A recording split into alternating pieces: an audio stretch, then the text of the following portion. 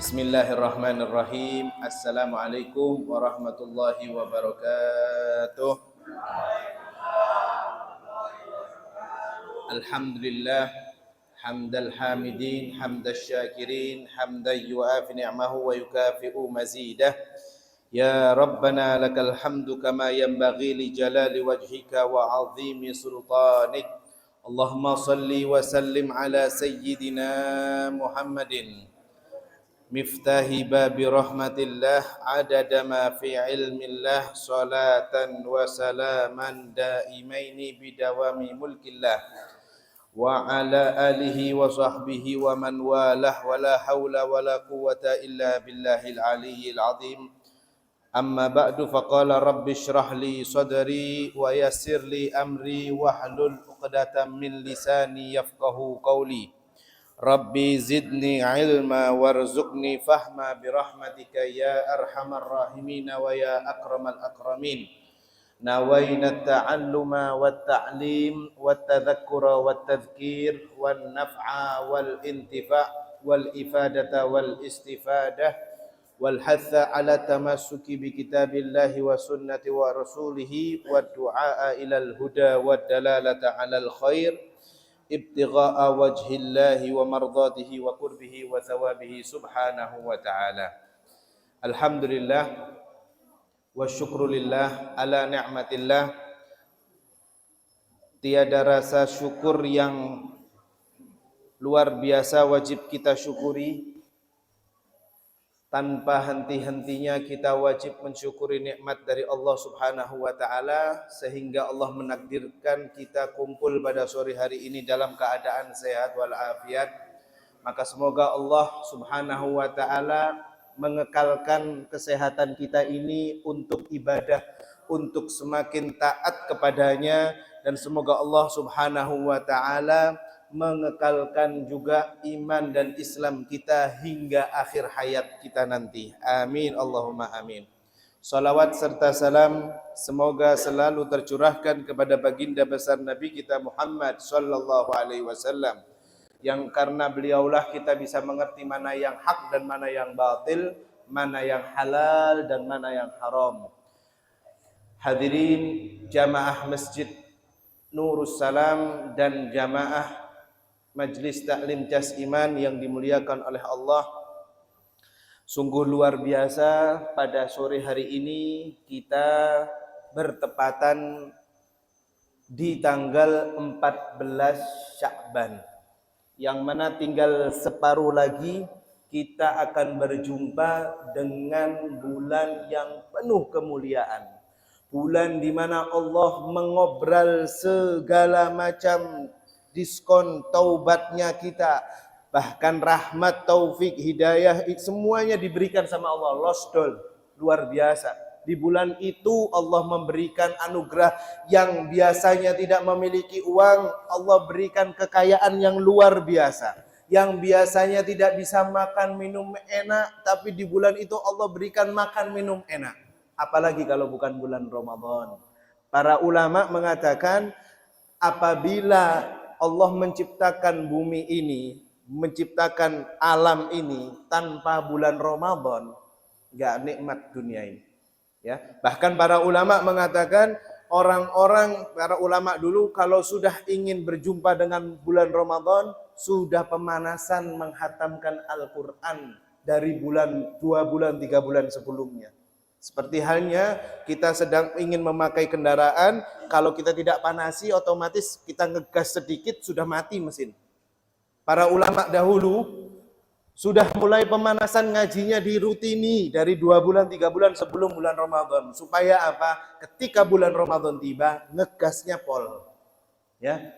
Apabila sudah keluar bulan Ramadan, para ulama itu sudah pada menangis. Bahkan bukan para ulama saja, orang yang beriman kepada Allah nangis. Karena apa nangisnya? Cuman sebentar Ramadan. Sing tak enten-enteni, yang tak tunggu-tunggu bulan Ramadan, ternyata ketika sudah bertemu bulan Ramadan, hilang cepat. Dan bahkan bisa kita introspeksi berapa sanak famili kita, saudara kita, tetangga kita, jamaah masjid yang Ramadan tahun lalu masih ada di antara kita, tapi tahun ini mereka sudah bergelar almarhum almarhumah. Maka semoga mereka yang sudah mendahului kita diampuni oleh Allah, dilapangkan kuburnya, diangkat derajatnya oleh Allah. Dan mudah-mudahan kita yang masih ada saat ini sehat walafiat, mudah-mudahan diparingi keistiqomahan dalam ibadah, khususnya sholat dan puasa. Ingat, beruntung sekali manusia berjumpa dengan bulan Ramadan. Jangan sampai keberuntungan kita itu kita hancurkan sendiri, kita hilangkan sendiri. Ya, maka Bapak Ibu para jamaah Majelis Jas Iman yang dimuliakan oleh Allah, nanti malam bertepatan kita dengan malam 15 Sya'ban, atau sudah menjadi lumrah bahasa Arabnya nisfu Sya'ban, malam nisfu Sya'ban. Malam nisfu Sya'ban diriwayatkan di hadis yang sahih, diriwayatkan oleh Imam An-Nasa'i. Rasulullah SAW bersabda, sesungguhnya di malam nisfu Sya'ban diangkatlah amal perbuatan manusia itu di hadapan Allah. Jadi selama 1 tahun, riwayat Nasa'i, dan di hadis itu hadis hasan, ya, diangkatlah amal perbuatan manusia itu di hadapan Allah. Kapan Allah melihat amalan-amalan lengkap manusia itu 1 tahun? Nanti malam nisfu Sya'ban. Siap-siap, ya, yang mana kita nggak mungkin kita tahu, ya, kita nggak mungkin tahu amalan apa yang kita sudah lakukan yang bisa membawa kita ke surganya Allah. Tapi ada malaikat raqib dan atid yang sudah standby untuk mencatat amal kita 1 tahun kemarin. Ya, malam ini Allah, para malaikat mengangkat amalan, bentuk pahala amalan apa saja yang diperbuat oleh kita, maka mudah-mudahan amalan tersebut baik di mata Allah. Kalau sudah dicap sama Allah baik, maka insya Allah kita dunia hidup kita senang, di akhirat pasti senang. Ya, maka para soleh, para ulama mengamalkan beberapa amalan. Di antaranya adalah amalan membaca surat Yasin 3 kali. Jadi ada beberapa ulama yang mengatakan seperti itu, ya, yaitu membaca Yasin 3 kali. Kenapa kok Yasin yang dibaca? Kok bukan Al-Baqarah? Kok bukan Al-Muluk? Kok bukan Al-Waqiah? Karena surat Yasin adalah qalbul Quran, hatinya Al-Quran. Maka kalau apa-apa kan biasanya sedikit-sedikit Yasin. Kenapa kok ada baca Yasin? Karena di situ adalah qalbul Quran. Ulama mengatakan hatinya Al-Quran adalah surat Yasin. Ya, maka apabila kita sudah tiada orang kita, paling enak memberikan minimal itu hadiah surat Yasin. Sedekah apapun pasti nyampe, diniatkan untuk nama orang tua, apapun itu, sehat, memberikan sedekah makan, minum, dan lain sebagainya. Bila seseorang membaca surat ini,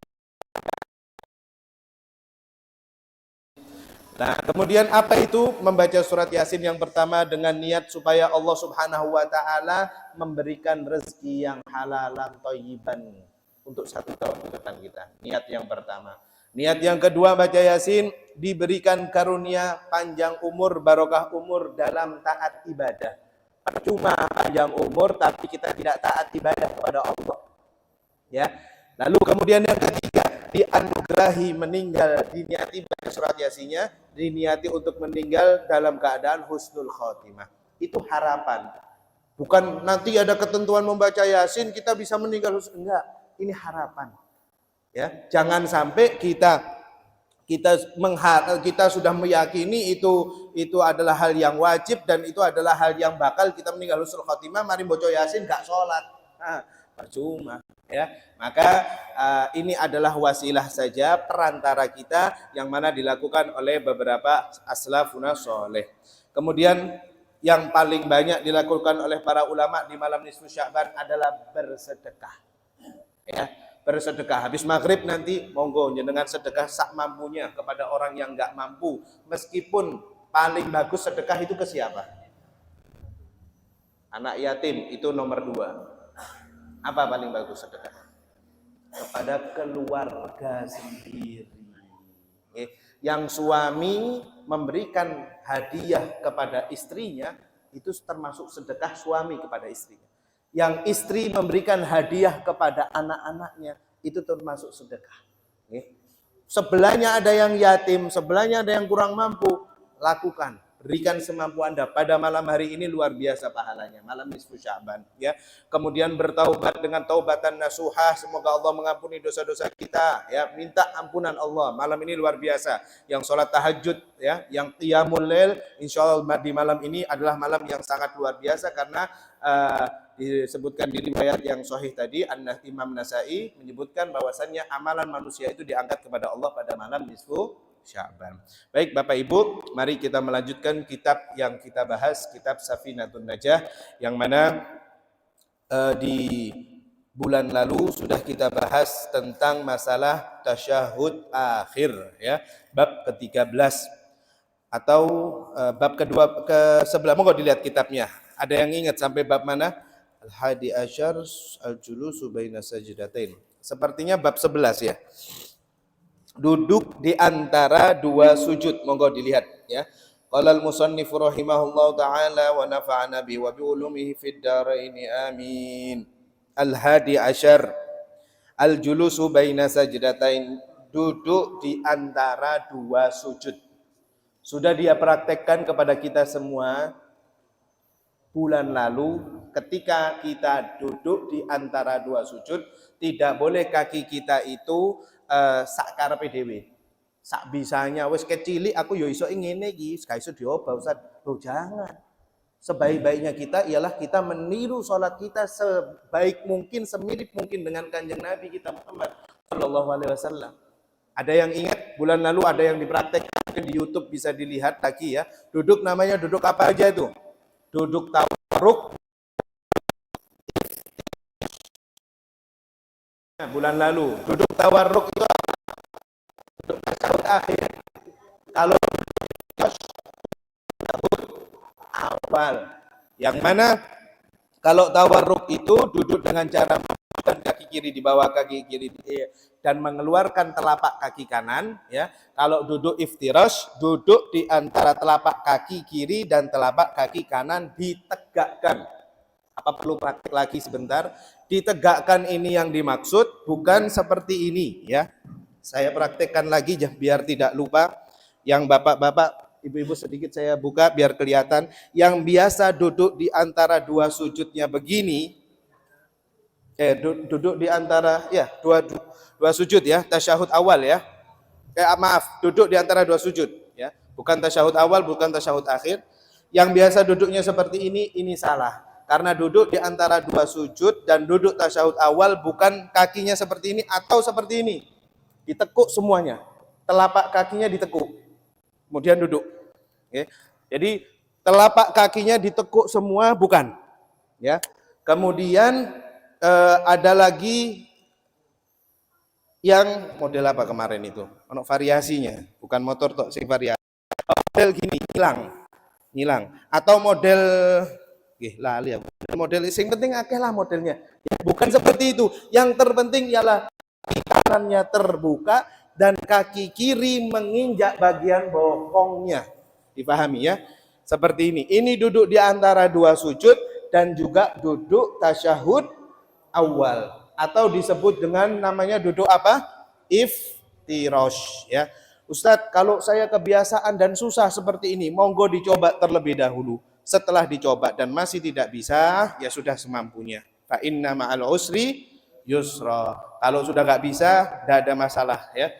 Kemudian duduk tawarruk atau duduk tasyahud akhir, kaki kanan tetap berdiri tegak dan telapak kaki kiri masuk ke dalam bagian betis kanannya. Apakah perlu kepalanya miring-miring ini, Ustaz? Ono wong sing sampai ngene, sawangane kayak model ada apa ya? Enggak, biasanya miring kanan itu otomatis ya. Dengan posisi seperti ini kan kita enggak imbang, ya. Tapi kalau misalnya tegak juga tidak masalah, lebih baik. Tapi kalau mau miring juga enggak ada masalah. Apakah miring ini sunnah? Tidak, bukan. Itu hanya posisi ketika seseorang duduk tawarruk, memang seperti itu. Lalu kemudian sudah kita bahas atau belum itu ya? Ketika mau berdiri ya, Rakaat pertama yang sudah kita bahas bulan lalu, jangan sampai kita menaruh atau mengangkat badan dan kepala ini sedikit ngawang seperti ini. Gini. Karena ini mendekati sujud. Jadi apabila Anda mau berdiri, ya, iki ruwet awak dhewe niki. Cuman ini masukkan ya kalau di YouTube ya. Jadi apabila seseorang mau berdiri dari dua duduknya, ya, tidak boleh dia seperti ini. Jadi direndahkan lehernya di bawah terlebih dahulu. Gini. Jadi ketika misalnya sujud pertama, lalu kemudian sujud kedua, berduduk di antara dua sujud kedua, ya, lalu mengangkat tangan, mengangkat badannya dan mau berdiri ke rakaat kedua, ini kadang ada yang biasanya menaruh kepalanya, melemes-lemeskan kepalanya gini. Ini tidak sah. Dikhawatirkan tidak sah. Mengapa? Karena dia mendekati posisi sujud. Lalu kemudian di riwayat yang sahih, bagaimana Ustadz ketika mau berdiri, tangan kita ini menggenggamkan seperti ini atau biasa saja seperti ini? Seperti sujud itu terbuka apa rapat, Bapak Ibu? Ketika sujud posisi ke jari-jari ini rapat, Pak Sopo, Pak kemarin yang nanya saya. Gak ada. Izin. Posisinya rapat atau menggang? Posisi yang sahih ialah rapat. Ketika sujud posisinya jari-jari nutup. Difahami ya? Lalu kemudian ketika berdiri di riwayat yang sahih, Rasulullah SAW mengangkat badannya dari rakaat pertama ke rakaat kedua, rakaat ketiga ke rakaat keempat. Beliau seperti orang tua yang sedang mengangkat badannya. Riwayat yang sahih. Orang tua yang mengangkat badannya itu bagaimana? Jadi kayak abot. Nah, Rasulullah di riwayat yang sahih seperti itu. Jadi ngangkat tangannya gini, ya. Berhenti sesaat lalu berdiri. Seperti orang tua yang sedang mengangkat badannya. Di riwayat yang lain ada yang menyebutkan di hadis lain seperti orang yang sedang membuat adonan tepung. Jadi tangannya digenggamkan. Jadi ada dua riwayat. Tapi yang diambil oleh mazhab Syafi'i ialah seperti orang tua yang sedang mengangkat badannya. Jadi apa? Begini, agak pelan, bukan nunduk ya. Jadi agak ada jeda sedikit. Lalu mengangkat badannya. Understand? Okay. Lalu kemudian Bapak Ibu, pandangan mata ketika sholat, sunnahnya di mana? Di tempat sujud atau melihat benda-benda yang ada di sejadah? Atau melihat imam atau melihat tembok? Sunnahnya melihat tempat sujud. Di riwayat yang lain, para ulama di dalam mazhab Syafi'i, Imam Ibnu Hajar, Imam Romli mengatakan kalau sholatnya seseorang bukan di Masjidil Haram, melihatnya di tempat sujud. Tapi kalau dia sudah di tempat mataf, tempat Ka'bah, depannya itu sudah Ka'bah dengan real, dengan nyata, maka diperbolehkan tidak melihat tempat sujud, melainkan melihat ke Ka'bah. Bismillahirrahmanirrahim. Alhamdulillahirrahmanirrahim. Memandang Ka'bah. Karena kesempatan. Ya, kesempatan Anda melihat rumah Allah, Baitullah, Baitul Atiq, yaitu di hadapan panjenengan. Loh, kalau ketika saya karena sudah terbiasa melihat tempat sujud saja boleh Ustadz? Boleh. Tapi afdolnya, lebih baiknya melihat dengan pandangan ke arah Ka'bah dengan penuh hormat. Mugi-mugi sing belum berangkat umroh, semoga disegerakan. Yang belum berangkat haji juga mudah-mudahan disegerakan. Amin, Allahumma amin. Ya. Lalu kemudian duduk tawarruk iftirash. Kemudian sudah pandangan al-julusu baina sajdatain, ya. Diingat-ingat Bapak Ibu, tawarruk itu duduk untuk tasyahud akhir, iftirash duduk untuk tasyahud awal dan juga untuk duduk di antara dua sujud, iftirash. Lalu ats-tsani asyar at-tuma'ninatu fi. Pokoknya diselingi semua ini dengan tuma'ninah. Ats-tsalitsa asyar at-tasyahudul akhir, ya, tasyahud akhir. Tasyahud akhir. yasiha ma qablahu an yakuna bil arabiyyah fa in ajaza an tujarrima qablahu. Seseorang yang ingin tasyahud akhir, dia wajib dengan bahasa Arab. Wajib, ya. Wajib dengan bahasa Arab. Apa itu? At-tahiyyatul mubarakatus shalawatut thayyibatu lillah, yang sudah kita jelaskan singkat bulan lalu. Kemudian ketika membaca tasyahud akhir itu disunnahkan dengan membaca sholawat Ibrahimiyah.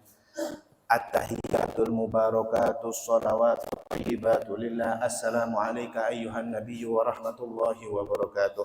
Assalamu alayna wa ala ibadillahis shalihin. Asyhadu an la ilaha illallah. Nah, masalah asyhadu an la ilaha illallah. Tadi sudah kita bahas masalah sujud, dua tangan itu rapat, nggih. Nah, ketika tasyahud akhir dan tasyahud awal, tangan kita, coba bayangkan Anda sedang duduk tasyahud awal, duduk tasyahud akhir. Silakan, tangan Anda taruh semuanya di atas betis, di atas dengkul Anda, lutut Anda. Siapa yang ketika tasyahud awal dan tasyahud akhir seperti ini, tangannya gini, terus langsung pas asyhadu alla ilaha illallah ngageti sebelahnya, des, gini. Siapa? Ada yang dua-duanya seperti ini? Ini tidak sunnah. Ketika duduk tasyahud awal dan tasyahud akhir, nggih. Saya praktekkan dengan iftiras atau tawaruk saja. Jadi ketika tasyahud awal dan tasyahud akhir, tangan yang kiri ini rapat, ditaruh di atas paha kiri, dan tangan yang kanan, ya, ini menyilangkan seperti ini. Bahkan di riwayat Imam Ibnu Hajar menyebutkan sudah standby, sudah siap seperti ini. Jadi jempol sudah ada di bawah telunjuk. Ketika bangun dari duduk tasyahud awal dan juga tasyahud akhir, jadi jempol sudah tapi ini tidak berdiri. Diam. Nanti ketika asyhadu alla ilaha illallah ngangkat, tapi ngangkatnya enggak gini. Sunnahnya mengangkatnya menunduk ke bawah. Menunduk ke bawah gini. Tapi jempol di bawah telunjuk. Jadi begini, bukan begini. Dewean gini, bukan. Seperti ini. Jadi seperti ada lingkaran di antara jempol dan juga telunjuk. Jadi ketika asyhadu alla ilaha illallah, perlahan saja. Perlahan. Ya, diangkat gitu. Gak harus berdiri tegak seperti ini, enggak. Ya. Lalu kemudian bagaimana Ustadz kalau duduk di antara dua sujud? Apakah duduk di antara dua sujud juga sama standby? Enggak. Kalau duduk di antara dua sujud, tangannya dua biasa, polosan. Bisa dibayangkan? Nih, bismillah ya. Seperti itu.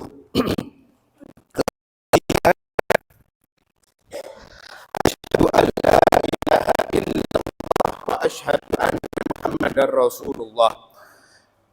Terus sholawat Ibrahimiyah. Allahumma sholli ala Muhammad.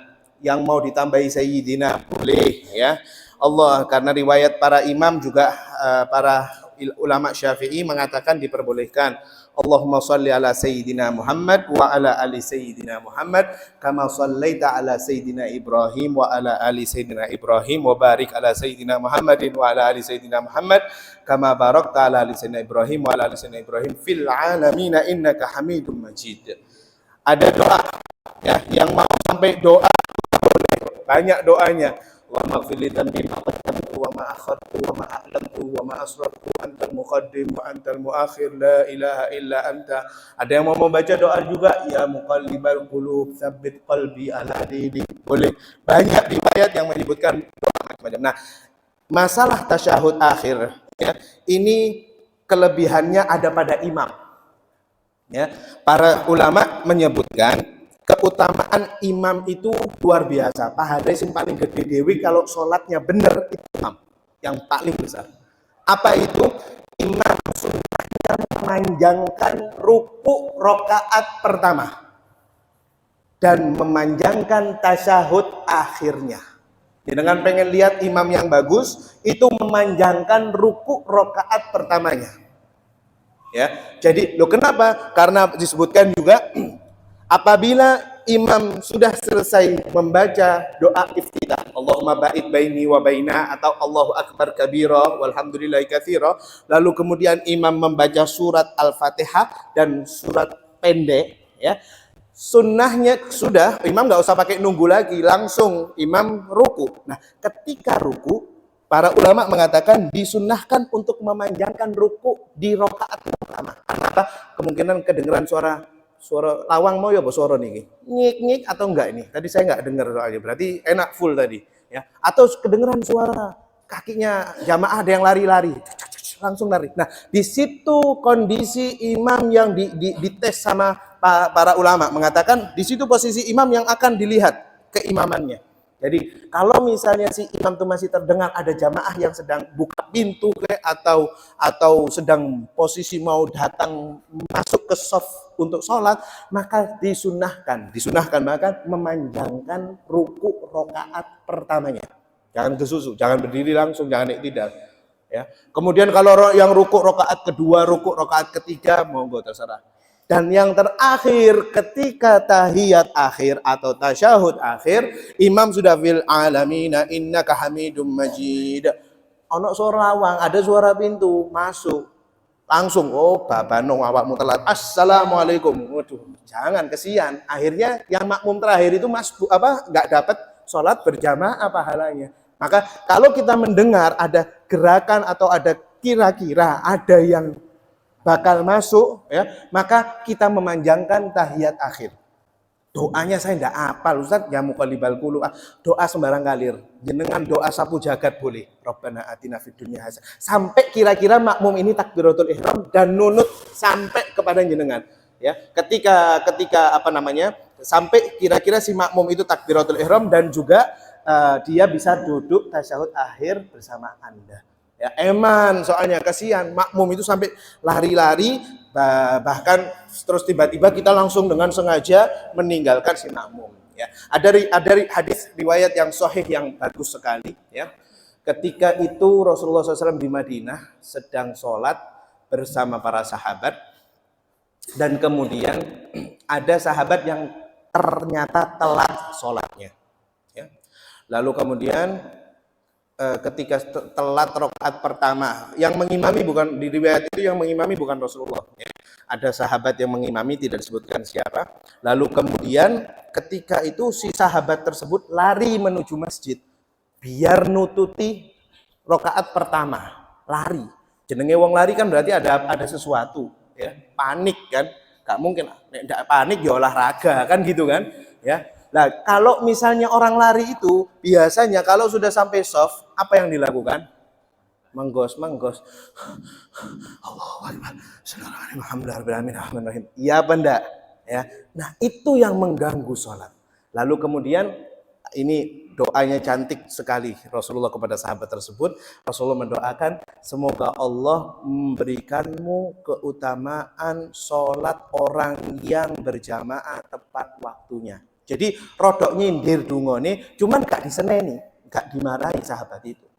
Tapi para ulama tafsir hadis mengatakan makruh hukumnya kalau memang jamaah sudah qomat, ya, sudah di masjid itu sudah iqamatis shalah, lalu kemudian jamaah itu sengaja lari, itu hukumnya makruh sholatnya.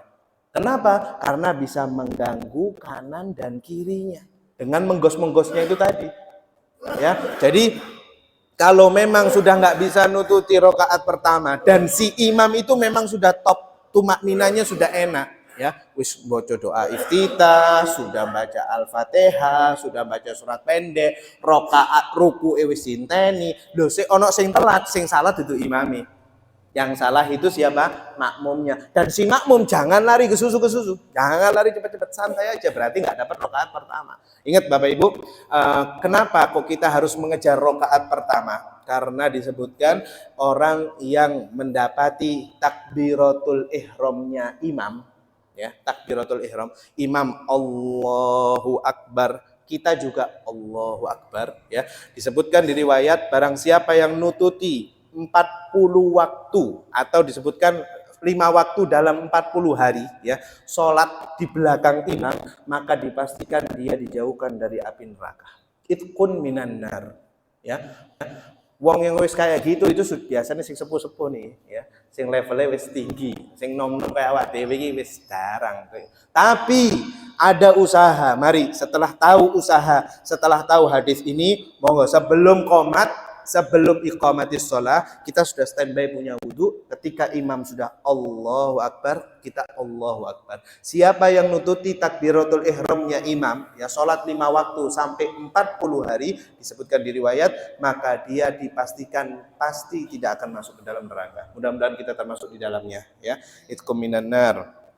Lalu kemudian Bapak Ibu, kalau tasyahud awal, ini pertanyaan habis gini ya. Saya biasa seperti bulan lalu, saya membuka pertanyaan tidak di akhir, langsung ketika sudah selesai kita buka pertanyaan, nggak ada, lanjut. Tasyahud awal, bacaan tasyahud awal itu apakah harus pakai sholawat Ibrahimiyah juga? Apakah pakai Allahumma sayyidina Muhammad wa ala ali sayyidina Muhammad wa sallallahu pakai atau tidak?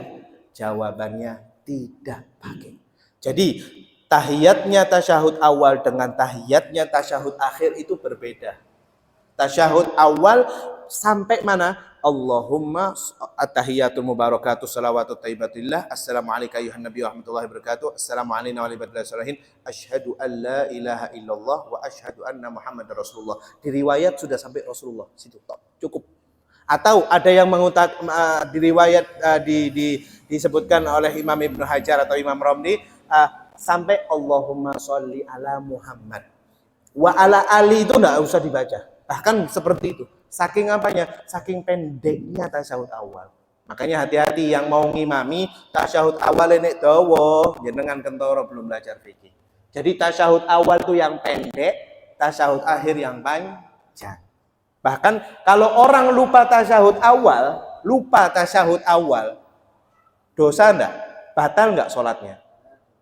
Nah, sudah saya ceritakan, ketika sholat asar misalnya, imam ini lupa enggak tasyahud awal. Jadi dari sujud kedua, rokaat kedua, lali gak tasyahud awal. Jadi langsung si imam itu ketika sudah sujud kedua di rokaat kedua, langsung Allah rokaat ketiga. Sudah berdiri dengan tegaknya si imam. Apa yang biasanya dilakukan oleh makmum? Kabeh kompakan, subhanallah, ya kan? Padahal orang yang menegur imam, bahkan sak wedok-wedoke negur imam subhanallah, sak masjid batal. Karena apa? Karena haknya orang yang menegur imam hanya yang di belakang imam saja maksudnya. Ya. Hanya belakang imam tok yang menegur. Yang sebelah kanan kiri apa mana sing wedok, yang perempuan itu sunahnya menepuk tangan, tapi gak sing pucuk, bahkan sing mburi sing cedeke sepeda motor, subhanallah kenceng dhewe, batal salatnya. Batal menurut para ulama Syafi'i, batal salat orang yang mengingatkan imamnya subhanallah, apalagi niatnya untuk menegur atau mengingatkan imam, awakmu iki salah rakaat 3 tasyahud awal sih. Ya, dipahami. Yang menegur, yang memberikan kalimat subhanallah hanya yang di belakang imam saja. Ya. Kemudian, buat apa ditegur? Wong imam itu tepak kok. Imam apabila tidak tasyahud awal, maka sholatnya imam itu sah. Seandainya, karena apa? Posisi imam sudah berdiri. Lah ini, monggo diperhatikan. Kalau imamnya kaget, ono sing mburi opone sak masjid yo kaget aja nih Pak. Iki di belakangnya saja. Iki pas jelasno imam kualat iki ambek imam iki. Entek baterai nih. Ngapunten nggih imam-imam masjid. Jadi kalau seorang imam sudah berdiri tegak di rakaat ketiga dan mendengar ada teguran dari belakang subhanallah, imam kembali ke bawah gini, maka sak masjid sak imamis batal sholatnya. Loh, kenapa Ustadz? Kok seperti itu? Ya, karena tasyahud awal ini hukumnya sunnah. Berdiri di rakaat ketiga hukumnya wajib. Jadi kalau ada seseorang yang mengutamakan sunnah daripada wajib, maka dia batal. Jadi bukan makmum itu sing batal, kompak imamnya batal kabeh. Ya emang. Nah, imam yang pintar ketika satu makmum di belakang ini sudah mengatakan subhanallah dan dia sudah tahu ilmunya, gak apa-apa. Aku mau sengaja tidak tasyahud awal atau tidak sengaja, hukumnya sah sholatnya. Wah, aku males tasyahud awal, langsung ngadeg, langsung rakaat ketiga, boleh, nggak apa-apa. Pernah dilakukan oleh Rasulullah seperti itu. Pernah dilakukan secara sengaja, tidak apa-apa. Ya. Nah, si imam sudah subhanallah, ini makmum subhanallah nunggu kabeh, duduk tasyahud awal semua. Si imam berdiri. Maka yang batal imam atau makmumnya? Makmumnya. Imamnya gak batal. Ya. Pinter imamnya berarti dia meneruskan rakaat ketiga. Nek wis biasanya terawih itu. Kadang sering terjadi tragedi tersebut itu di terawih biasanya, ya. Karena apa saya bilang tragedi? Rakaat soft bawah full, soft atas full, subhanallahnya itu wah. Biasanya terawih kan 2 rakaat, 2 rakaat. Rakaat ketiga. Nah, biasanya seperti itu. Loh, bagaimana apabila si imam ini rakaat ketiga, Ustaz? Lupa. Apakah diteruskan? Apakah diteruskan? Jawabannya diteruskan. Si makmum harus, hukumnya makmum wajibnya duduk apa ngikuti imam? Ngikuti imam itu hukumnya wajib. Kalau dia kekeh dengan perbuatannya itu tadi, dia bersikeras duduk, maka batallah sholatnya. Atau diperbolehkan, ya, kalau memang si makmum ini sadar imam iki rakaat telu salah, aku niat keluar dari jamaah imam iki. Boleh enggak? Boleh, tapi pahalanya dia dapat pahala munfarid, bukan pahala berjamaah 27 derajat, ya. Kenapa Ustadz kok kita ini harus mengejar 27 derajat, 27 pahala jamaah? Dengan saya pilihkan, mau milih 1 juta apa 27 juta? Kalau misalnya ada di hadapan Anda, pastinya 27 juta kan? Begitu juga dengan sholat, ya. Wah, gampang doai sholat, yang penting sholat, mau berjamaah, agak jamaah, yang penting sholat. Hati-hati, ya. Yang pahalanya paling panen nanti di hari kiamat ketika seseorang masuk surga itu pahala sholat. Ya, yang 27 itu yang lebih banyak. Seperti itu Bapak Ibu. Lalu yang terakhir, saya tuntaskan dulu nanti pertanyaan. Yang terakhir adalah assalam, ya, mengucapkan salam, ya. Mengucapkan salam itu wajibnya hanya 1 kali. Assalamualaikum warahmatullah. Sudah 1 kali wajib. Tapi di mazhab Syafi'i sunnahnya muakkadah. Berarti bagaimana? Jadi habis salam yang pertama baru berhenti sejenak, assalamualaikum warahmatullah. Apakah memakai hiwa barokatuh? Arek-arek mlebu gurune mlebu sekolah, mlebu kelas, assalamualaikum warahmatullah. Bukan. Jadi cukup assalamualaikum warahmatullah. Cukup. Hiwa barokatuh itu dipakai di ketika sholat jenazah. Itu pun juga ada khilaf ulama. Para ulama Syafi'i mengatakan kalau mau pakai hiwa barokatuh itu, hiwa barokatuhnya dipelankan. Assalamualaikum warahmatullahi wabarakatuh. Assalamualaikum warahmatullahi wabarakatuh. Seperti itu dalam mazhab Syafi'i. Ustaz, saya sholat di Masjidil Haram, imamnya cuman assalamualaikum warahmatullah. Ketika sholat ketika sholat jenazah, apakah sah? Yo sah. Jangankan sholat jenazah, sholat fardu aja kalau mau salamnya 1 kali sah. Tapi sunnah muakkadahnya dengan salam yang kedua, ya. Ucapannya assalamualaikum warahmatullah. Nah, di sini wa aqalluhu, ada perbedaan pendapat, minimal mengucapkannya assalamualaikum boleh. Ada ulama yang mengatakan assalamualaikum boleh. Nah, di sini juga perlu diketahui, kalau misalnya ada yang ngomong di sini ya, at-ta'rif fala yakfi salamun alaikum, bukan assalamualaikum. Ini kadang apalagi lidah kita ini lidah Jawa ya. Assalamualaikum warahmatullah. Assalamualaikum warahmatullah. Sah atau tidak? Ulama mengatakan di sini fala yakfi, tidak cukup. Jadi wajib terang bacaannya. Assalamualaikum warahmatullah. Assalamualaikum warahmatullah. Bukan salamualaikum, ya. Salamualaikum tidak cukup, atau dijawab guyonan kalau kali koncone sing sebelah. Assalamualaikum warahmatullah. Jadi salam ambek guyonan kali koncone. Wis salat khusyuk ket awal sampai akhir, tapi guyonan, maka endingnya nggak enak, salatnya juga nggak sah. Kalau ada niat guyonan dalam salat, niat saja guyonan, belum melakukan itu langsung batal.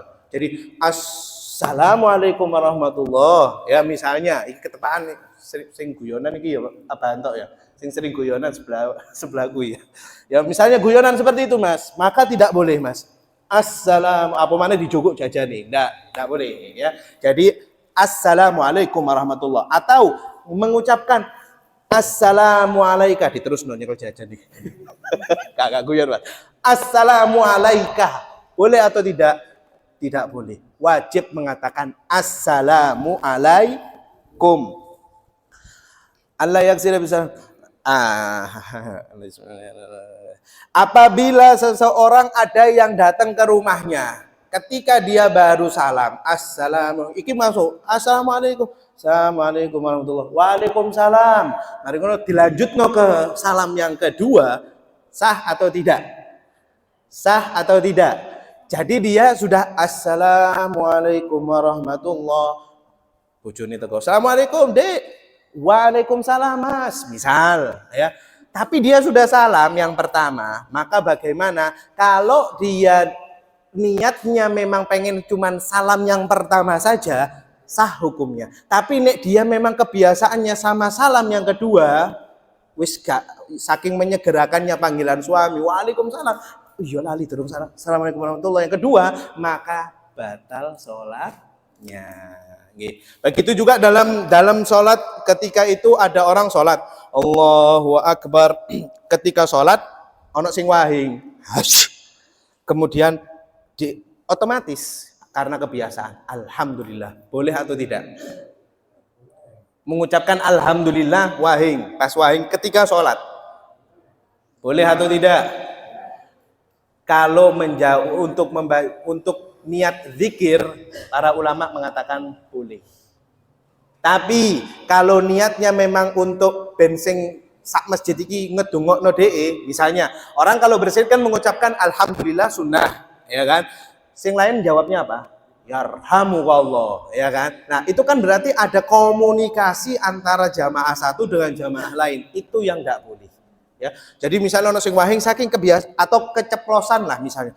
Sing alhamdulillah. Sing sebelah jawab yarhamukallah, dijawab iki sik salat jawab-jawaban. Nah, sing ngejawab ini batal salatnya. Karena tidak boleh hukumnya salat sedang salat tapi dia berkomunikasi antara satu dengan yang lain. Lalu yang terakhir ini rukun salam ini juga jangan lupa Bapak Ibu harus didengarkan oleh telinganya sendiri. Ya.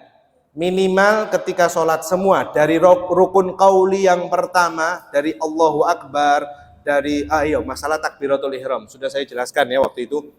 Hati-hati ketika orang takbiratul ihram sudah niat ya Allahu Akbar, tiba-tiba dia was-was dibatalno, langsung Allahu Akbar lagi yang kedua, maka takbiratul ihram yang keduanya tidak sah. Diingat-ingat, sing masih biasa Allah, sing masih seperti itu hati-hati Anda ya. Jadi ketika sudah niat maka mantapkan. Nek ono godaan batalno baleni maneh, itu hanya godaan setan. Jadi apa? Takbiratul ihram yang kedua itu tidak sah di hadapan Allah. Jadi ketika seseorang itu Allahu Akbar, astagfirullah, Allahu Akbar. Nah, sing keloro iki gak sah.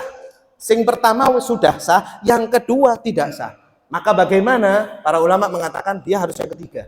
Berarti ulangi yang ketiga, Allahu Akbar. Seperti itu. Dipahami? Paham? Ini sering. Kadang sudah Allahu Akbar, astagfirullah, Allahu Akbar, nggak boleh. Kecuali niatnya dibaleni lagi. Allahu Akbar, astagfirullahaladzim, usolli fardhu asri, Allahu Akbar, baru sah. Tapi kalau takbiratul ihramnya mengikuti niatnya dia yang pertama, maka takbiratul ihram yang kedua itu tidak sah. Baik. Lalu rukun sholat yang terakhir adalah at-tartib, ya. Tartib ialah berurutan seperti halnya sabda Nabi Muhammad SAW, "Shallu kama ra'aitumuni usolli." Sholatlah kalian seperti halnya kalian melihatku sholat. Tidak boleh seseorang sholat itu hanya dia sholat sakarape sendiri. Seperti bulan lalu bisa dilihat di YouTube di rekaman yang lalu, ada sahabat yang apa sholatnya seperti ayam atau jagung, cepat sudah tidak pakai tumaninah, disuruh sampai berapa kali Kanjeng Rasul? Sampai 3 kali. Sholatlah ya Rasulullah, aku sudah sholat. Belum, kata Rasul. Akhirnya dia bangun lagi, dia assalamualaikum yang kedua, rakaat sholat yang kedua, sholatlah sesungguhnya engkau belum sholat, ya. Lalu di sholat yang ketiga, lalu Rasulullah SAW bersabda, "Shollu kama ra'aitumuni usolli." Inti dari sholat adalah tumakninah. Monggo, sekarang kita akan melanjutkan. Yang mau ada pertanyaan silahkan. Ada pertanyaan? Tidak ada? Kita lanjut. Kalau ada, monggo, nggak apa-apa kalau ada. Silakan. Cek. Assalamualaikum warahmatullahi wabarakatuh. Waalaikumsalam. Pertanyaan saya ada 2, Ustadz. Ini basic dari pengalaman saya sendiri. Jadi yang pertama itu saya mau menanyakan hukumnya sholat kalau berjamaah, tapi pas waktu rakaat yang keempat itu imamnya salah gitu Ustadz. Dan setiap jamaahnya itu tidak berani untuk menegur dan tidak ada yang memenuhi syarat untuk bisa ngomong subhanallah gitu. Nah itu hukumnya apa Ustadz yang pertama? Sebentar, posisinya si makmum ini. Jadi harusnya rakaat keempat tuh dulu, tapi imam tasyahud akhir. Harusnya tasyahud akhir, tapi imam berdiri untuk rakaat kelima. Iya. Kemudian yang kedua. Pertanyaannya apa tadi? Oh, nah itu hukumnya apa ya Ustadz? Kalau misalkan jamaahnya itu paham, kok ini harusnya tasyahud akhir tapi tidak berani untuk mengingatkan dan belum ada orang yang memenuhi syarat untuk bisa. Dan posisi jamaah perempuan ya jenengan ya, berarti ada di lokasi misalnya. Iya. Oke, baik, paham. Yang kedua, ini pengalaman saya saat sekolah dulu. Jadi ada jamaah perempuan dan laki-laki yang safnya itu jaraknya jauh Ustaz. Dan kebetulan pada saat itu imamnya suaranya tuh pelan sekali untuk mengimami. Jadi saya sebagai jamaah itu jadi bingung, ini udah waktunya sujud apa enggak ya? Jadi kayak ngelirik-ngelirik menerka-nerka. Jadi dengan jarak mimbar perempuan yang cukup jauh dan suara ustadznya, suara imamnya itu pelan, jadi kayak kurang khusyuk gitu Ustadz. Yeah. Nah itu hukumnya bagaimana ya Ustadz kalau menemui imam yang seperti itu dan kita juga ragu, ini udah waktunya sujud apa enggak ya, udah waktunya berdiri apa enggak ya, gitu Ustadz. Terima kasih. Pertanyaan bagus, sama-sama. Ya, Assalamualaikum warahmatullahi wabarakatuh. Waalaikumsalam warahmatullahi wabarakatuh. Pertanyaan pertama, nek sungkan Ustadz ngimam. Lah, ketika Rasulullah SAW menjadi imam, beliau pernah berbuat salah dalam sholatnya. Apakah sahabat sungkan untuk mengingatkan? Enggak. Bayangkan ini Nabi kita, Nabi Muhammad SAW. Allahumma sholli ala Muhammad. Ya, ini kanjeng Nabi saja, ini tidak sahabat ini, karena ini syariat. Ini syariat. Kalau memang posisi makmum yang laki mungkin tidak perhatian, lali sama masjid, wis kebajute sholat iki, kebajute jamaah iki. Lali kabeh. Sing perempuan ini ingat, maka perempuan melakukan ikhtiarnya dengan menepukkan tangannya. Atau kalau kepahanya nggak bisa, menepukkan 1 kali. Kemudian nggak ada perubahan 2 kali. Ketiga kalinya 1 aja, ojo ping 3 pisan, karena batal nanti. Ya, tak sekali, ditepukkannya dibalik, bukan keplok-keplok gini. Turun.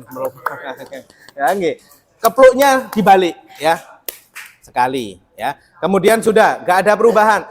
Sing imam yo ini kepluk-kepluk, harusnya imam punya ilmu ya, jadi sudah kedengar suara ceplok-ceplok gitu, wah itu ono sesuatu ini berarti. Nah seandainya imam, nah ini tadi saya lupa mungkin ya, belum tak jelaskan. Seandainya imam sudah dalam posisi berdiri tegak di rakaat kelima, yakin jamaah ini yakin semuanya imam salah, sudah posisi rokaat kelima dan imam tidak mau balik, karena kalau dia kembali batal semuanya, sah imamnya batal. Maka kewajiban makmum itu apa? Ngikut, mau ngeling no tadi saya sudah kasih contoh, ngomong subhanallah sak masjid, lantai loro, lantai telu ngomong subhanallah, imam tetap berdiri dengan prinsipnya. Dia kalau sudah berdiri tegak, maka dia wajib meneruskan. Disunnahkan nanti sebelum salam dia melakukan sujud sahwi. Bab sujud sahwi masih belum, ya. Nah, apabila si imam masih ngawang berdirinya, ya, ini rokaat keempat harusnya, tapi si imam ini sudah mau berdiri ke rokaat kelima, Allah subhanallah, ono sing gercep. Makanya belakang imam harus orang yang mengerti fikih, butuh arek cilik, bukan anak kecil. Kalau anak kecil tapi dia mengerti fikih, itu boleh, ya. Dan nggak harus orang sepuh di belakang imam. Yang paling afdol orang yang mengerti fikih meskipun dia masih anak-anak. Anak-anak yang dimaksud itu sudah berkhitan, kemudian juga sudah mumayyiz, isok cewek dewe, bisa, terus dia sudah akil meskipun masih kelas 5 SD. Tapi kalau dia mengerti ilmu fikih di pondok no kali bapak ke TK, sudah dari TK di pondok kan kelas 5 SD, dia belakang imam boleh, ya. Lalu kemudian kalau belum berkhitan meskipun SMP tidak boleh di belakang imam atau saf pertama. Ini loh pentingnya khitan, ya. Jadi kalau misalnya ada anak umur 6 tahun 5 tahun sudah berkhitan, maka dia diperbolehkan sholat di saf pertama, tapi safnya bukan di belakang imam, melainkan di mana? Paling pucuk. Rokaat di saf pertama tapi dekat tembok. Difahami, ya? Nah, kembali ke masalah si imam ini tadi. Jadi apabila imamnya ini masih ngawang, jadi masih Allah subhanallah, nah, masih dalam posisi gini, balik, gak apa-apa. Tidak sujud sahwi pun tidak masalah, sujud sahwi juga nggak masalah. Tapi posisinya masih belum dalam keadaan dia berdiri sempurna. Tapi ini berdiri sempurna itu sampai mana Ustadz? Sampai tegak. Jadi seandainya sudah Allah, iki sakno imam, Allah subhanallah, ini sudah hampir sempurna, ya. Ya seperti ini sudah sempurna, hampir sempurna. Maka si imam ini harus melanjutkan. Tapi kalau masih dalam posisi berdirinya Allah subhanallah, posisi masih merengkuk gini, maka dia balik. Sunnah sujud sahwi. Dan kalau sujud, kadang sudah sunnah sujud sahwi lali pak, ya kan? Kadang ada kan sujud sahwi kan sunnah apabila kita lupa. Tapi kadang wis assalamualaikum warahmatullahi wabarakatuh, ya Allah dorong sujud sahwi, lupa, ya kan? Iki wis apa ya, lupanya ini memang lupa akut lah. Jadi bagaimana dia kalau sudah salam assalamualaikum warahmatullahi assalamualaikum warahmatullahi, belum sujud sahwi. Para ulama mengatakan diperbolehkan untuk langsung sujud sahwi seketika dia ingat itu. Tapi sudah tasbih subhanallah subhanallah subhanallah alhamdulillah, dorong sujud sahwi, langsung sujud sahwi, sudah tidak sunnah. Oke, dipahami ya Bapak Ibu. Nah, untuk masalah si makmum itu tadi, si imam itu tadi, maka apabila imamnya lanjut untuk rokaat kelima, hukum imamnya sah. Si makmum kalau nggak ngikuti imam batal, kecuali kalau makmumnya niat iftiraq, niat berpisah dengan imam, ya. Maka kalau memang semuanya pas salam ketika imam berdiri semua makmumnya kompak duduk, cok ada salah wis babar. Misalnya sampai memang kompakan mau menjelekkan imam, saking salahnya imam sampai dikasih tahan, cok ada. Ini semua makmum salah, batal semuanya. Ya. Nah, apalah daya Anda sebagai makmum perempuan di belakang biasanya dan sudah menggunakan sunnah menepuk tangan untuk mengingatkan, tapi imam masih terus dan Anda yakin ini rokaat keempat, ada dua pilihan, Anda boleh ikut imam tapi nanti sujud sahwi, atau yang kedua pisah dengan imam. Jadi pahala Anda dapat pahala satu saja, tidak dapat pahala 27 derajat. Ya, dipahami. Lalu pertanyaan yang kedua, apa tadi? Kalau kurang ya. Jarak imam dan makmum itu idealnya adalah 1,5 meter, 1,5 meter. Menurut para ulama mufti Mesir ya, yang saat ini ada. 1,5 meter itu khusus kalau jamaah banyak. 1,5 meter. Ini berapa nih karpet nih Pak? Hah? 120 ya.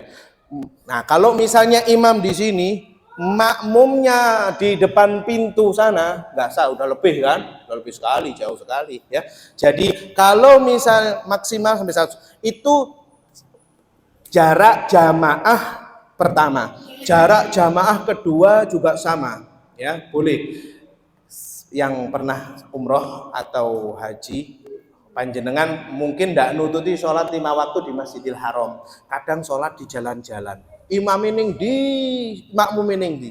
Ya, imamnya sudah di dalam Masjidil Haram. Awak dewe sih masih di dekatnya terminal bis Kudai namanya, bis Kudai. Ya, bis Kudai di situ namanya. Terminal bis. Waduh, tapi depan kita ada yang sholat, depannya lagi ada yang nyambung, depannya lagi. Kabeh wong soli, mengarah ke Masjidil Haram, maka kita boleh sholat di situ. Meskipun jarak kita dengan imam itu sampai 1 kilometer atau 2 kilometer, nggak ada masalah. Misal speaker Masjidil Haram rusak, pas gak kerungu, tapi kita ngikuti jamaah yang di depan ruku, ya ruku, melok ruku, tidak ada masalah. Ya, jadi mengikuti yang ada. Nah, sekarang bagaimana Ustadz tindakan kita sebagai jamaah wanita? Biasanya kita pernah mendapati sholat jenazah kayak masjid-masjid yang besar ya di daerah Ampel ya, seperti daerah ujung ya, seperti ada Masjid Al-Irsyad di situ ya. Itu jamaah perempuannya di belakang sekali.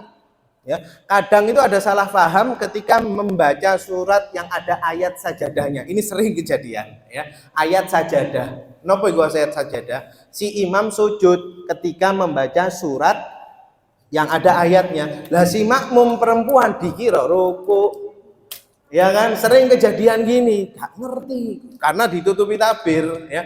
Lah kok moro-moro ketika imam itu berdiri dari sujudnya, imam itu mengucapkan takbir Allahu Akbar, melanjutkan ayat selanjutnya. Lah si makmum perempuan, lah iki kok mari ruku iktidali Allahu Akbar, kan harusnya habis ruku itu iktidalnya apa? Sami Allahu liman hamidah. Apabila si makmum wanita itu salah mengikuti imamnya dan posisi imam sujud sajadah dan dia itu ruku, maka sebaiknya dia iftiraq, dia batalkan, dia niat keluar tidak berjamaah dengan imam karena dia sudah tidak bisa, tidak sah hukum sholatnya. Seperti itu. Mungkin bisa menjawab insya Allah. Ada lagi yang mau bertanya? Saya nggak ngambil akhir, takut khawatir ada yang kesusu. Tapi insya Allah ini pertemuan akhir kita ya Bapak Ibu. Ini pertemuan akhir karena habis ini kita akan berjumpa dengan bulan Ramadan. Maka insya Allah kita tutup majelis kita. Hari ini majelis akhir, bulan depan kita pray ya, pray dulu untuk sementara waktu dan berjumpa insya Allah di bulan Syawal dalam keadaan sehat walafiat. Mau ada yang mau tanya lagi? Silahkan. Assalamualaikum warahmatullahi wabarakatuh. Waalaikumsalam warahmatullahi. Tadi diterangkan bahwa sholat berjamaah diusahakan takbiratul ihram kita bisa mengikuti. Dan ketika itu seorang makmum itu mengerjakan sholat qobliyah, biasanya sholat subuh. Ketika itu terus tiba-tiba sudah qomat. Ya, iya. Nah, si makmum itu masih belum selesai. Afdalnya menyelesaikan qobliyahnya apa membatalkan qobliyahnya? Itu pertanyaan saya. Bagus. Sama-sama Ibu. Baik, ini pertanyaan yang luar biasa. Ada seseorang yang sholat sunnah fajar. Sholat sunnah fajar 2 rakaat disebutkan dalam hadis Nabi Muhammad SAW, 2 rakaat khairum minad dunya wa ma fiha. Lebih baik daripada dunia dan seisinya. 2 rakaat fajar. Makanya kalau sholat subuh jangan lupa 2 rakaat sholat fajarnya. Ya. Nah, posisi makmum masuk. Yang pertama yang dia bisa lihat adalah timer masjid. Sudah dekatkah dengan iqomah? Ya, tak khawatir si makmum memang datangnya tidak dengan awal waktunya. Ya. Ketika melihat timer masjid kurang 1 menit mau qomat, Ustaz kan semua masjid gak ada timernya, tapi rata-rata sekarang musola loh no timernya. Musola ada timernya ya. Atau biasanya yang mau qomat tuh ngelihat kanan kiri dulu, lihat belakang dulu. Ono sing sholat biasanya ditunda dulu qomatnya ya. Karena memang ya ini momen kasihan nih kalau ada jamaah yang pengen mendapatkan pahala dunia dan seisinya, ya. Maka bagaimana? Ikhtiar pertama melihat waktu sholatnya dulu, waktu qomatnya dulu. Apabila sudah tidak nutut, monggo jenengan sholat subuh terlebih dahulu berjamaah. Di riwayat di madhab Syafi'i, para ulama, Imam Romli atau Imam Ibnu Hajar, saya juga lupa ya, antara imam tersebut mengatakan diperbolehkan sholat sunnah fajar setelah sholat subuh, bukan dibatalkan. Kalau memang sudah terlanjur sholat dan posisi masih baca surat Al-Fatihah di rakaat pertama dan menurut jenengan nggak mungkin nututi karena iki wis qomat, nggak apa-apa dibatalkan sholat sunnah, nggak apa-apa. Tapi setelah assalamualaikum warahmatullah sholat subuh, baca zikir dulu, wirid dulu, tapi lebih baik segera mungkin langsung sholat sunnah fajarnya, nggak apa-apa, tanpa niat qadaan, karena itu kejadian Nabi Muhammad ketika itu Rasulullah pernah sholat sunnah fajar setelah sholat subuh. Harusnya sholat sunnah fajar niatnya kan bukan qobliyatus subuh kan, niatnya usolli sunnatal fajri rakaataini lillahi ta'ala, ya. Dia perbolehkan setelah sholat subuh. Loh Ustaz, aku mari bar sholat assalamualaikum, konco sebelah ini ngamuk ya wak dewe, gak ono sholat mari subuh iku. Berarti gak ikut MCI dong, ya. Gak ikut majelis cas iman, ya. Di sini di madhab Syafi'i boleh, khususnya ini ada hadis yang sahih yang menyebutkan seperti itu, diperbolehkan seseorang sholat sunnah fajar setelah sholat subuh. Atau misalnya sudah tidak nututi karena sudah mau terbit matahari, maka seseorang sholat subuh dulu didahulukan. Setelah itu seandainya dia sholat subuh, setelah sholat subuh dia lihat matahari masih belum terbit, masih nututi sholat sunnah fajar, tidak masalah, tidak ada masalah. Oke. Baik, saya lanjut setelahnya, ya. Faslun an-niyatu thalathu darajatin. Fasal, niat itu ada 3 derajat. Maksudnya ada 3 tingkatan, yaitu apa? In kanat as-salatu fardhan wajaba qasdul fi'li wat ta'yin wal fardiyah. Apabila seseorang sholatnya itu sholat fardu, maka dia hanya wajib bermaksud mengerjakannya, yaitu dengan menentukan jenis sholat dan menerangkan kefarduannya. Cukup, ya. Bagaimana? Waktu itu sudah pernah singkat saya jelaskan. Dengan niat usolli, aku niat sholat. Lalu apa? Ditentukan sholatnya ini apa? Qadaan apa fardu apa sunnah? Fardu atau sunnah? Kalau niatnya sholat fardu, usolli fardho. Berarti terus sholatnya apa? Ada 5 waktu, subuh, duhur, asar, maghrib, isya. Usolli asar misalnya, usolli fardho asri, Allahu akbar. Cukup napa mboten? Cukup, sah. Loh, kalau saya dari kecil usolli fardhol asri arba'a raka'atin mustaqbilal qiblati ma'muman adaan boleh atau tidak? Boleh. Enggak ada masalah. Tapi di sini khususnya di kitab Safinatun Najah ini yang dikarang oleh Syekh Salim bin Smir Al-Hadrami, beliau mengatakan sah hukumnya hanya niat 3 derajat tadi. Usolli fardhol asri, Allahu akbar, ya. Lalu kemudian tingkatan yang kedua, wa in kanat nafilatan, monggo dilihat dicek kitabnya, wa in kanat nafilatan muaqqatatan karotibatin, ya, au dzata sababin wajaba qasdul fi'li wat ta'yin. Apabila salatnya itu salat sunnah dan sholat sunnahnya itu terbatas oleh waktu seperti sholat rawatib atau sholat sunnah yang terikat oleh sebab, maka wajib mengerjakannya dan menentukan sholatnya, ya. Jadi niatnya usolli sunnatat duha, Allahu akbar. Sah atau tidak? Sah. Usolli qabliyatud dhuhur, Allahu akbar. Sah. Sudah cukup. Kalau pakai rakaataini atau pakai niat lillahi ta'ala pun sebenarnya bisa jadi nggak disebutkan di kitab ini, diperbolehkan, nggak ada masalah. Tapi kalau Anda sudah terbiasa dengan usolli sunnatat duha rakaataini lillahi ta'ala, sudah kebiasaan, sudah dari dulu seperti itu, monggo lanjutkan, itu sudah benar. Yang terpenting niat itu wajibnya di hati, sunnahnya di lisan, seperti yang pelajaran sebelumnya kita bahas.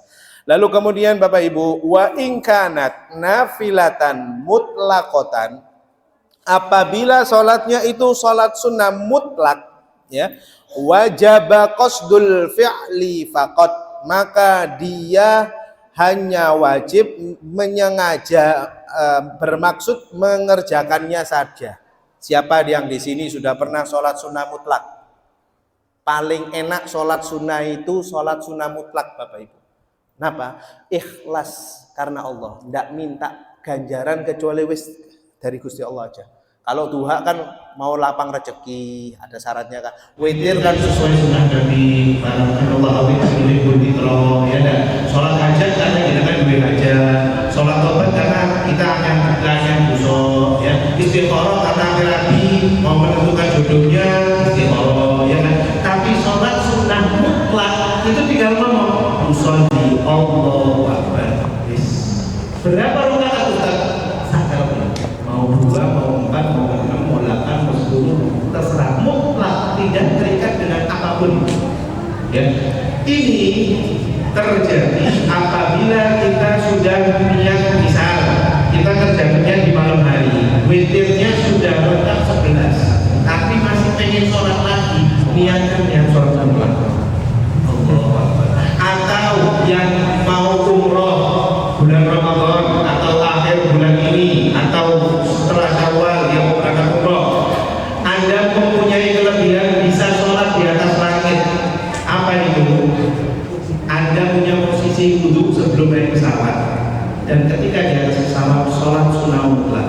Belum tentu semua orang mengerjakan, dan luar biasa pahalanya si sholat. Apalagi dengan sholat di atas langit, kecuali pas di atas pesawat. Kedua yang ini, ya. Jadi sholatnya di atas pesawat itu sholat di atas langit, mumpung di atas pesawat. Dan belum tentu semua mengerjakan hal itu. Paling mereka mengerjakan sholat fardu saja, jamaah takbir sholat, tapi yang sholat sunnah, mumpung sunnah, Allah Akbar.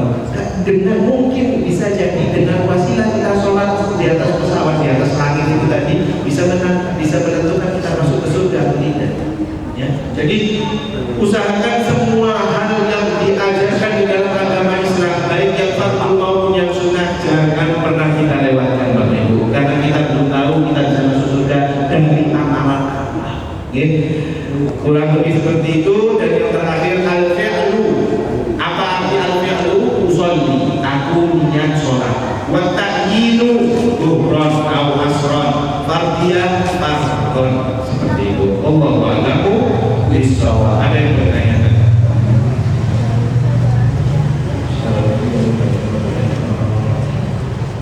Ini kalau ada pelajaran puasa, saya sebenarnya memasuki pelajaran puasa, cuma nggak untuk ini, masih fokus ke sholat dulu.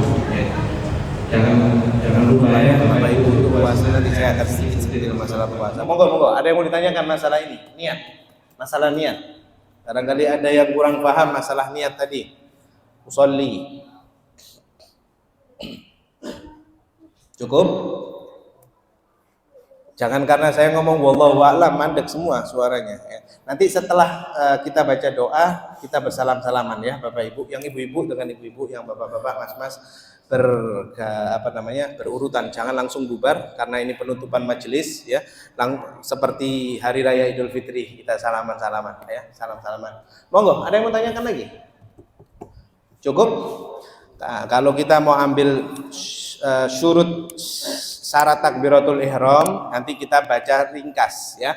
Insyaallah Syawal kita bisa baca ringkas. Kenapa? Karena saya sudah menyicil jelaskan di pelajaran hari ini dan pelajaran bulan lalu ya. Masalah syarat takbiratul ihram. Jadi nanti kita tinggal baca-baca saja langsung ya. Seperti yang saya sudah sebutkan ya, di pelajaran sebelumnya. Ketika takbiratul ihram tidak boleh memanjangkan kalimat Allahu Akbar, atau diganti Ar-Rahmanu Akbar, atau apa diganti kabeh bahasa Arabnya karena dia nggak bisa Allah Maha Besar. hati-hati, tidak sah. Ya, itu sudah kita bahas ya. Kalau jenengan masih ingat dan nggak ngantuk ya, di pelajaran bulan lalu atau 2 bulan yang lalu bisa dicek, itu sudah kita bahas. Maka insya Allah pelajaran selanjutnya bisa ngebut ini. Kita sudah bisa lanjut dengan membaca maten-matennya saja. Sampun. Ada yang menanyakan? Monggo. Cukup. Ramadan sudah di depan mata kita Bapak Ibu. Kurang lebih 15 hari lagi. Ya. 15 hari lagi kita akan berjumpa dengan bulan Ramadan. Nuansa Ramadan sudah tercium, sudah kelihatan, ya. Bukan karena ada sirup marjan yang di Indomaret, Alfamart, warung-warung itu enggak, bukan, ya. Nuansanya itu, hawanya itu sudah beda, ya. Itulah rahasia bulan Ramadan. Jangan sampai ketika kita sekarang ini sudah menikmati sedikit euforia mau bulan Ramadan, kita biasa-biasa saja dalam ibadah Ramadan tahun ini. Jangan, ya. Usahakan Anda bisa menghatamkan Al-Quran, jangan sampai 1 kali toh, minimal 2 kali Bapak Ibu. Minimal, paling sedikit. Wah, Ustaz, aku iki yo kerja. Loh, yo ngerti kabeh yo kerja saja nih, ya. Cuman yang membedakan apabila kita semakin tahun ini semakin baik daripada tahun kemarin, ini akan menjadi luar biasa Bapak Ibu. Kunci dari keberhasilan kita ketika mau masuk bulan Ramadan. Jadi dari sekarang niati, aku niat ingin menghatamkan Al-Quran lebih dari sekali. Niat. Kok nek kejadiane gak iso sampai ping 2 ya apa Ustaz? Gak apa-apa, sing penting niat. Ya kan? Niat. Aku niat tarawih sabulan full. Monggo diniati sekarang. Aku niat misalnya bolong ya, ya yang penting niat dhisik. Oh, tapi ojo ngono saat ngajari gak enak ngono saat. Wah, aku niat-niat tok tapi gak lengkap sholat tarawihnya. Enggak. Dengan Anda niat seperti itu, ada malaikat yang akan mendorong Anda untuk menuju kebaikan itu. Yakinlah. Ya. Jangan Anda hilangkan kesempatan Ramadan tahun ini dan Anda berharap gampang Ramadan tahun ngarep sih ono. Hati-hati. Berapa banyak yang saya sudah singgung tadi di awal. Berapa banyak sanak famili keluarga saudara kita yang tahun lalu masih ada menikmati Ramadan tahun ini, tapi mereka sudah dipanggil oleh Gusti Allah. Ya, maka kesempatan ini jangan disia-siakan. Ayo, yang misalnya berat di kerjaan, monggo kerjanya insya Allah akan diperingan oleh bos-bos panjenengan ini. Jadi insya Allah puasanya wajib full, wajib. Ingat, orang puasa itu seperti takwa Bapak Ibu. Takwa itu artinya apa? Menjalankan segala perintah Allah dan menjauhi larangannya. Dan takwa itu takut berbuat dosa baik dilihat oleh orang lain ataupun dilakukan sembunyi-sembunyi.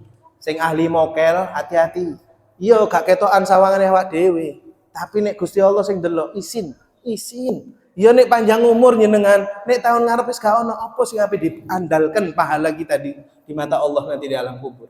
Yang ibu-ibu, mak-mak, wanita, mbak-mbak, hati-hati ketika Anda memiliki kelebihan untuk tidak berpuasa di bulan Ramadan karena halangan haid, hati-hati, jangan kesempatan itu Anda makan pentol di hadapan yang wong lanang-lanang iki.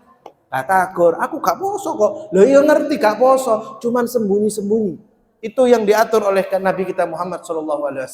Adabnya, akhlaknya itu sembunyi-sembunyi. Mari yang bapak-bapak diayomi istrinya, diajari anak istrinya yang perempuan untuk berpuasa supaya tidak melihat supaya tidak berbuat dengan perbuatan yang tahun lalu. Barangkali makannya masih terang-terangan, tahun ini ayo sembunyi-sembunyi, merasa malu lah paling tidak, ya. Lalu mudah-mudahan Ramadan tahun ini selain kita bisa menghatamkan Al-Quran lebih dari 1 kali, niatkan untuk tarawihnya full, ya.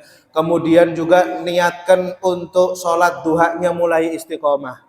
Sholat witirnya niatkan istiqomah, sodakohnya istiqomah. Ustaz, awak dewi gak mampu Ustaz, ngei uang Ustaz. Ingat, kesempatan bulan Ramadan, ya, Anda bisa mendapatkan pahala seperti orang yang berpuasa. Dengan cara bagaimana? Anda ngedumno banyu itu, ngebagikan air, itu sama. Kalau 1 orang yang ngambil, maka Anda dapat pahala disebutkan di dalam hadis Nabi yang sahih, ajru fa'ilika ka ajri fa'ilihi, ya. Barang man fatara shaiman, barang siapa yang memberikan buka orang, ya, orang yang berpuasa, maka pahalanya seperti orang yang berpuasa tanpa mengurangi pahalamu, kata Allah. Jadi aku gak iso ngei apa-apa, Ustaz, tapi aku ngedumno aqua guys sing buka ning masjid. Satu orang yang ngambil aqua itu, atau itu sponsor ya, jangan aqua, air mineral ya, ket mau yo mineral yo klub wis sing penting sembarang kalir lah. Sing penting banyu lah. Atau kurma, atau bakwan, uti-uti, sambosa, agli, pokoknya ada yang mengambil dan dia buka puasa dari tangan Anda itu, maka Anda mendapatkan pahala seperti pahalanya dia berpuasa dan lebih sempurna. Niku, jadi yang mendukung 10, yo berarti Anda dapat pahalanya 10 orang tanpa mengurangi pahala Anda yang memberi. Gak bisa memberi dengan kekuatan finansial Anda, bantu untuk ngedung-ngedungnya, untuk membagi-bagikan. Ya, mudah-mudahan ini menjadi keberkahan kita semua dan bulan Ramadan tahun ini menjadi bulan yang menjadi bulan momen kita untuk bertaubat kepada Allah dengan taubatan nasuha. Mudah-mudahan kita yang pertanyaan ini bolehkah sholat sunat dilakukan sewaktu-waktu? Ya, tapi nggak ada yang nanya ya, yang nanya ada yang di online. Jadi orang yang niat untuk niat sewaktu-waktu itu diperbolehkan. Ini banyak pertanyaan nggak sebenarnya dari dia. Sudah nggak apa-apa kan? Jadi niatnya sholat sunat itu sampai 24 jam bebas, boleh ya, diperbolehkan. Ada pertanyaan Pak Adi ya. Jadi diperbolehkan mau sholatnya kapan pun pernah terima di nanti. Ini Adi kalau Adi Rasul ini yang nanya. Ya boleh dilakukan kapan pun ya, yang boleh dilakukan kapan saja, tapi lebih utama dia melakukan sholat sunnahnya yang misal dia sudah sholat sunnah dia, sholat sunnah dia, si artinya boleh sholat sunnah pula. Dan pahala sholat sunnah pula sangat besar. Karena uang sholat sunnah pula itu ikhlas. Karena itu ya terserah kau ya Allah kasih pahala itu ikhlas. Jadi diperbolehkan seperti itu. Tadi kita fokus untuk berdoa penutupan majelis kita pada sore hari ini. Mudah-mudahan Allah Subhanahu wa taala menjadikan kita orang-orang yang baik, menjadikan kita orang-orang yang sholat, yang ahli sholat, ahli sedekah, ahli dalam hal-hal yang diridhoi oleh Allah Subhanahu wa taala. Bismillahirrahmanirrahim. Alhamdulillahirabbil Allahumma shalli wa sallim ala sayyidina Muhammad wa ala ali sayyidina Muhammad. Allahumma ja'al lana hadha jabatan marhuma wa taqabbal bihi taqarruban ma'suma wa la taj'al fiha saqiyan wa la mahruman min rahmatika ya arhamar rahimin. Allahumma nas'aluka ziyadatan fid din wa barakatan fil 'umri wa sihhatan fil jasad wa sihhatan fil rizq wa tawbatan qabla al-maut wa shahadatan 'inda al-maut wa maghfiratan 'inda al-maut wa al-'afwa 'inda al-hisab wa amana min al-'adab wa nasiban min al-jannah wa rizqan naqulu ila wajhika al-karim. Allahumma barik lana fi Rajab wa Sya'ban wa ballighna Ramadan ma'a as-siyam wal qiyam wa qira'atil Qur'an. Allahumma ij'alna min ahli as-salah, Allahumma ij'alna min ahli as-sadaqah, Allahumma ij'alna min ahli al-khair wal barakah ya Rahmanir Rahim. Allahumma ya Allah ya Rabbana ya Karim, Engkau Maha mengetahui apa yang ada di dalam hati kami ini ya Allah. Sesungguhnya kami adalah hamba-hamba-Mu yang lemah ya Allah. Hanya ampunan dari-Mu ya Allah kami berharap ya Allah. Kami khawatir kami meninggal membawa dosa-dosa kami yang banyak ini ya Allah. Jadikanlah duduknya kami dalam majelis ini menjadi duduk penghapus dosa kami ya Allah. Allahumma ya Rahmanir Rahim, jadikanlah kami orang-orang yang baik ya Allah. Jadikanlah kami orang-orang yang ahli ibadah kepada-Mu ya Allah. Walaupun kami tahu ibadah kami ini belumlah sah di mata-Mu ya Allah. Allahumma ya Rahmanir Rahim, pertemukanlah kami dengan bulan Ramadan tahun ini dalam keadaan sehat walafiat, dan pertemukanlah kami dengan bulan Ramadan tahun ini dengan penuh ibadah ya Allah. Jangan jadikan bulan Ramadan tahun ini menjadi bosan, bahkan kami menginginkan segera keluar dari bulan itu ya Allah. Jadikanlah kami tentram ibadah khusyuk kepada-Mu ya Allah. Allahumma ya Rabbana ya Karim ya Rabbana ya Rahim, dosa-dosa kami sangatlah banyak ya Allah. Dosa kedua orang tua kami sangatlah banyak ya Allah. Dosa keluarga kami sangatlah banyak ya Allah. Kami meminta kepada-Mu ya Rabbana ya Karim, sebelum kami menemui bulan Ramadan, Kau ampuni dosa-dosa kami semua ya Allah. Allahumma ya Rahmanir Rahim, apabila ada di antara orang tua kami yang telah tiada, maka lapangkanlah kuburnya, ampunilah dosa-dosanya, angkatlah derajatnya ya Allah. Berikanlah mereka senang di alam kuburnya hingga berjumpa nanti di hari kiamat bersama kami ya Allah. Jadikanlah kami anak-anak yang soleh-solehah, jadikanlah kami anak-anak yang menjadi qurrata a'yun mereka ya Rahman ya Rahim.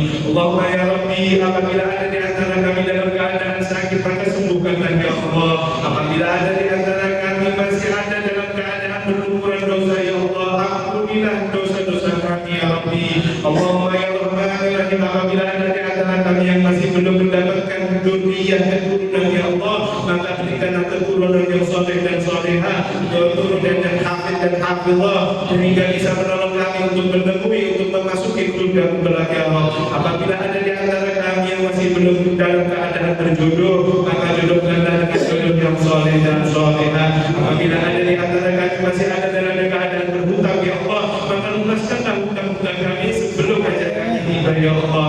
Allahumma ya Rahman ya Rahim, berkahilah kami, berkahilah kehidupan kami, sanak famili kami, keluarga kami, tetangga kami, dan orang-orang yang mengenali dan mencintai kami ya Allah. Kami tahu ya Allah, kami jarang bertahajud kepadamu, kami jarang meminta doa, meminta kepadamu di waktu duha, kami jarang meminta kepadamu, kami jarang juga khusyuk dalam salat kami ya Allah. Tapi kami yakin ya Allah, Engkau maha mengabulkan apa yang ada dalam ibadah kami, dalam kehidupan kami ya Allah.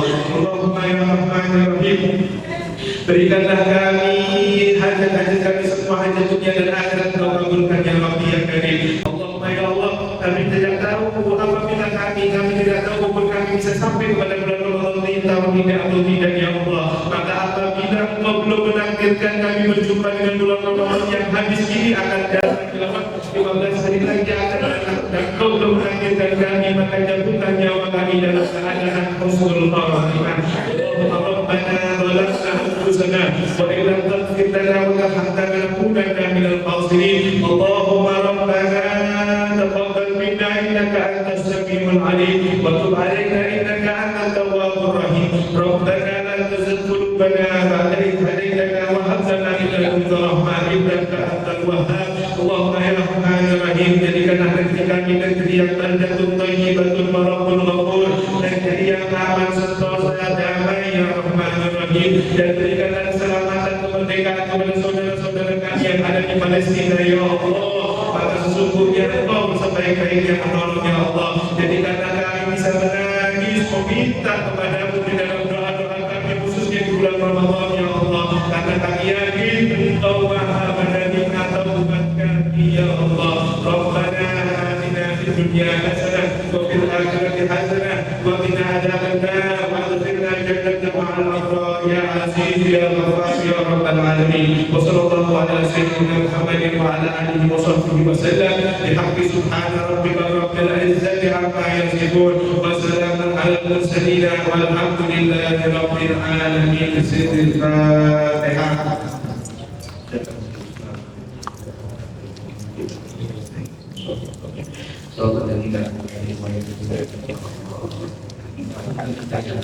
Bila hidup wal hidayah. Assalamualaikum warahmatullahi wabarakatuh.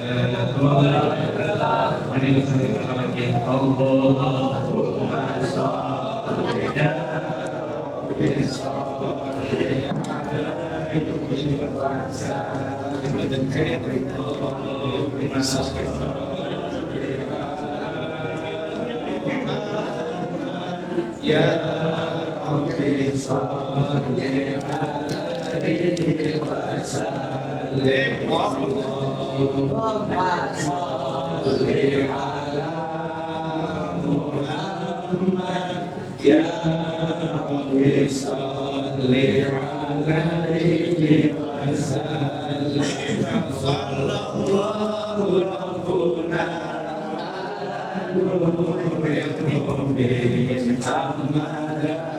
wa sallim sallallahu rabbuna Mustafa Sayyidil Mursalin wa ala alihi wa sahbihi ajma'in. Allahumma salli ala Muhammad ya Rabbi salli alaihi wa sallim. Allah Allahumma sholli ala Muhammad ya Rabbi sholli alaihi wasallam.